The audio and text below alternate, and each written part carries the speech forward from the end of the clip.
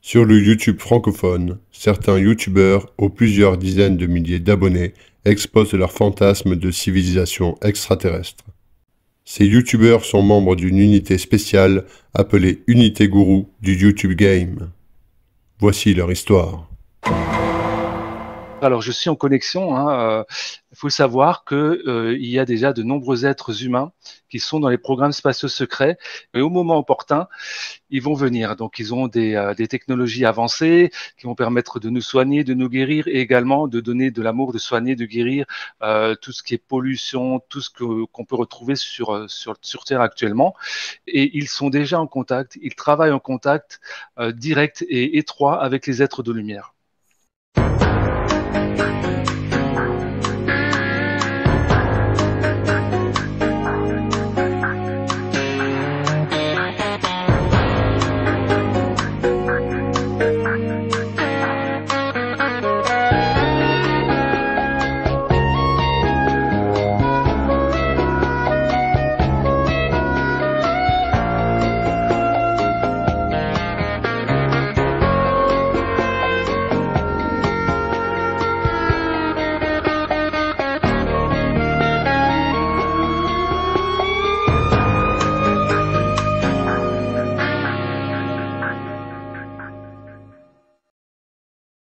Moi, ma dernière rencontre physique, c'était il y a un an, eh ben, lors de la fête de la musique.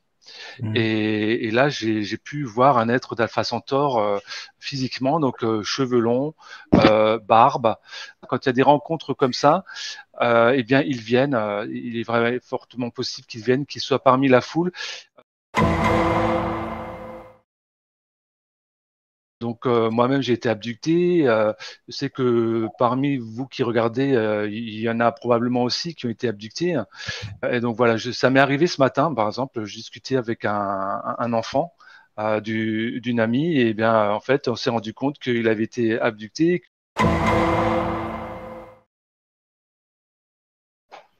En parlant de ça, on peut peut-être parler de mon expérience d'hier. Après, Oui, avec plaisir.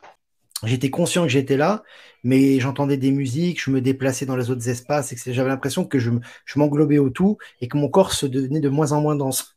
Et c'était tellement puissant que, tu vois, mes enfants me parlaient, ma femme me parlait, mais j'étais pas là en fait. J'étais là, mais j'étais pas là, tu vois.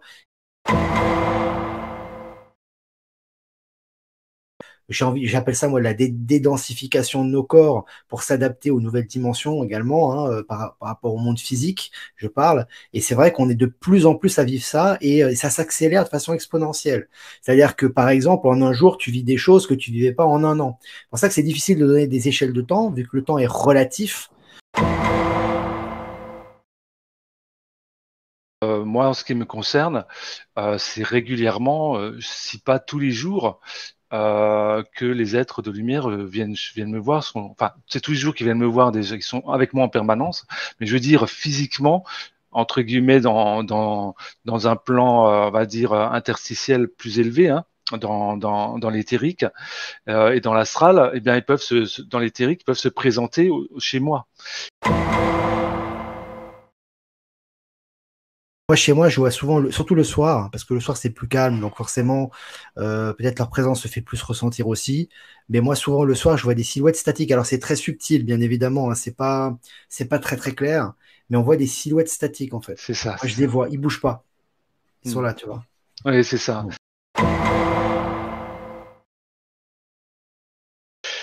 Et donc ce soir, j'ai de très nombreuses planches à vous partager. J'ai eu la chance de les voir déjà. Et ouais, moi, j'étais vraiment scotché, quoi. Et puis, c'est très, très beau, vibratoirement, c'est très puissant. Et ils passent par des canaux comme toi, par exemple, pour justement exposer leur apparence et leurs énergies. Donc, ouais, je voulais vraiment que tu le présentes à nos internautes. Ouais. Les félinoïdes, juste, on me dit, ben, ils sont présents un peu partout, hein. Donc, c'est-à-dire qu'ils peuvent être du côté de Orion, ils peuvent être du côté de la Lyre, ils peuvent être ben, du côté d'Arcturus. Voilà, ils ont des colonies partout et puis ils peuvent même être d'autres univers, hein. Certains voyagent dans d'autres univers ou d'autres galaxies.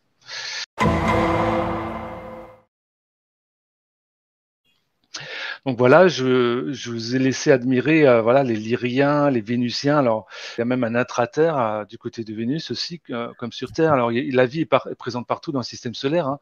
Vous avez des êtres qui sont dans l'intraterre de Mercure aussi.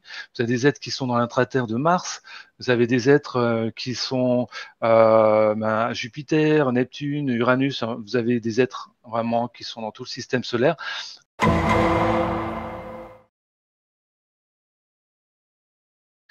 Donc, c'est un être comme ça que j'ai rencontré dans la rue, qui était très ressemblant. Hein. Donc, c'est un humide de la Ça me dit planète quelque Jomo. chose, moi. Ça Ouais. ça m'est Alors, familier de ça. vraiment. Ah ouais. C'est familier. On peut les retrouver. Moi, je sais que j'en ai vu un du côté de Bugarache, par exemple. Il faut savoir que les êtres humains, dans le cadre du programme spatial secret, ils avaient des colonies sur d'autres planètes. Et celles-ci ont été libérées récemment. Mars. Et voilà, mais même au-delà de Mars. Hein. Même Mars. Même au-delà de Mars. Et il faut savoir que les êtres des étoiles, ils étaient sur Terre avant les êtres humains, avant l'avènement du peuple humain. Les peuples humains ont, pour moi, on va dire 5, 8, 10 millions d'années, mais eux, ils étaient là même bien avant. Hein. Les Yaël, c'est un domaine que je connais aussi. Là, j'ai des reconnexions de mémoire par rapport à ça. Et en fait, waouh, tu me montres les images là, ça.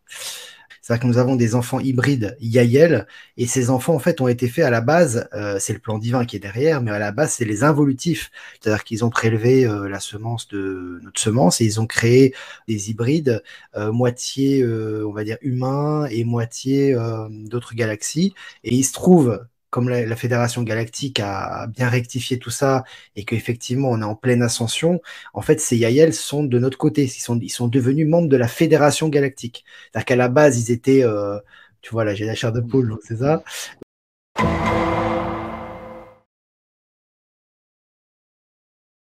Ce qui m'est arrivé, c'est que lors d'une expérience, d'une abduction, j'ai eu tellement d'expériences, en tout cas, je ne sais pas quand, à un moment donné, c'était une abduction. On me le rappelle, c'était une abduction, donc on m'a pris mon ADN, on a fait des enfants hybrides, des gris donc avec mon ADN. Alors, je voulais aussi parler des dragons. Alors les dragons, pourquoi? Parce que les dragons, souvent, les assimilent comme des êtres de la nature, mais il y a aussi les dragons galactiques.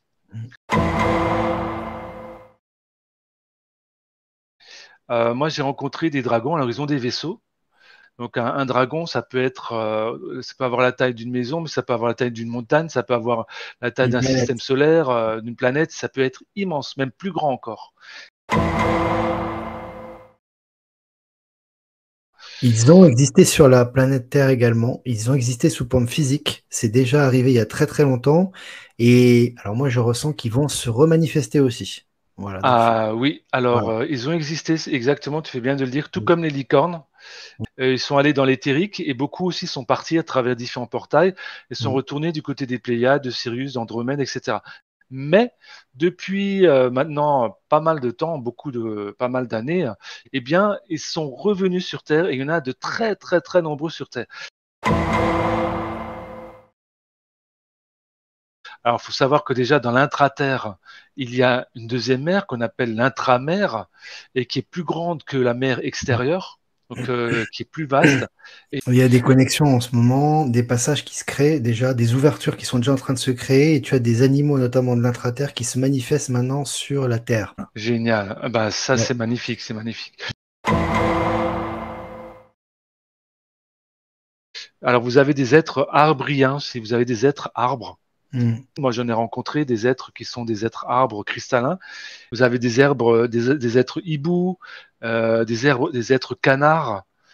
Vous avez des êtres fourmis qui sont rentrés, par exemple, en connexion avec les Hopis. Vous avez des bases, des présences des êtres fourmis du côté des Rocheuses aux États-Unis. Aux États-Unis.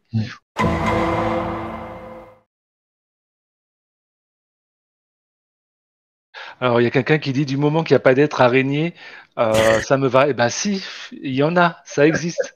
J'en ai rencontré. L'araignée, c'est très positif, hein. Il faut voir qu'une araignée, c'est pas forcément une grosse araignée qui va vous piquer ou qui va vous attraper, mais une petite araignée, elle est très pacifique, on va dire. Alors ça, effectivement. Et alors, nous, elles nous font peur. Pourquoi? Parce que en fait, elles viennent d'un autre univers à la base. C'est pour ça qu'elles peuvent grimper au plafond et autres, parce que elles ont des ressentis et des croyances, enfin, au niveau de leur mental, des particularités qui sont différentes au niveau de la gravité.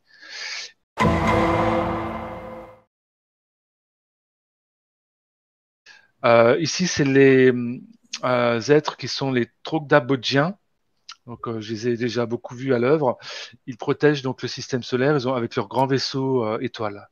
Mais qui font partie de la Fédération Galactique, alors, certains d'entre eux, non? Il y a des accords. Il y a des accords entre eux. D'accord, voilà, collabore. Voilà. Enfin, cet être, notre frère Mitty, donc qui vient, lui également, qui est un grand scientifique, et il fait notamment de la terraformation, c'est-à-dire que les planètes qui sont pas habitables, ils peuvent les transformer en planètes habitables, en planètes rocheuses. Et donc les êtres des étoiles sont capables de faire ça. Et tenez-vous bien, encore plus fort, oui, les êtres humains aussi, actuellement, ici et maintenant, sont déjà capables aussi de le faire dans les programmes spatiaux secrets.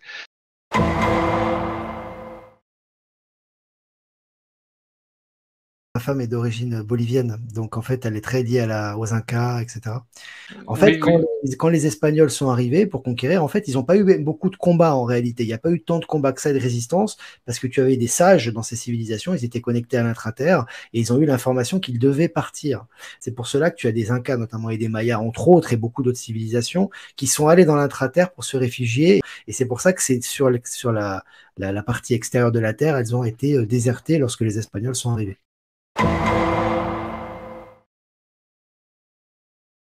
Ouais, bah c'est magnifique, super info. Merci Olivier. Et ça, il y a des divulgateurs comme Emery Smith dans l'émission Cosmic Disclosure qui en parle, parce que lui, il a fait des missions dans l'intraterre et il a vu tout ça de ses yeux en fait. L'amiral Byrd aussi. Amiral Byrd. Byrd aussi, ouais. Il a témoigné aussi beaucoup. En fait, tu vois, les reptiloïdes, tu vois, ça vibre là.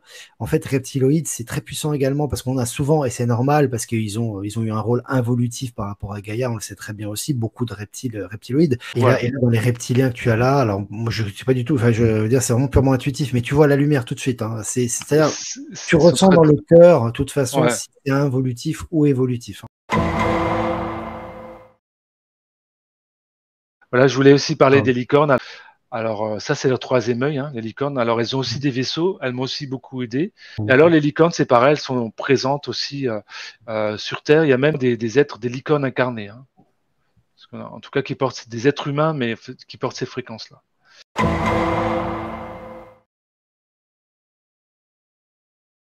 Moi, je voulais vraiment qu'on fasse ce live et puis Nicolas aussi pour vraiment présenter ces planches parce que c'est très inspirant pour nous et ça nous reconnecte à nos mémoires. Donc, c'est vraiment, vraiment important.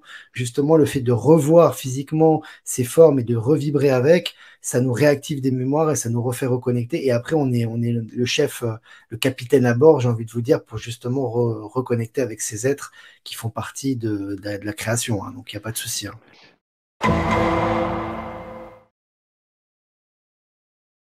Moi, je vous le dis franchement, en l'espace de quelques années, mais j'ai appris des choses et des choses, mais que je n'aurais jamais imaginées.